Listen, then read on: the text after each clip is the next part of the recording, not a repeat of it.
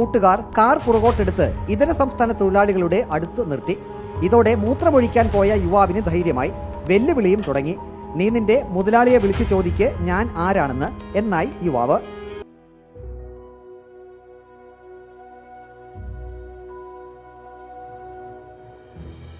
ഭായ് മേര നാം ദീപു എന്നുകൂടി കാറിൽ കയറി പോകുന്നതിന് മുമ്പ് യുവാവ് ഇതര സംസ്ഥാന തൊഴിലാളിയുടെ സുഹൃത്തിനോട് പറഞ്ഞു.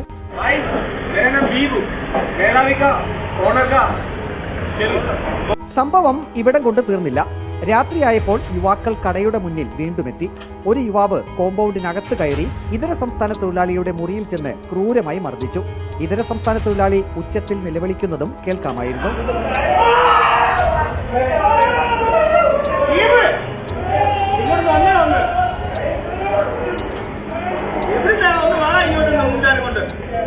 ബംഗാൾ സ്വദേശി അബ്ദുൾ റഹ്മാനാണ് മർദ്ദനമേറ്റത്.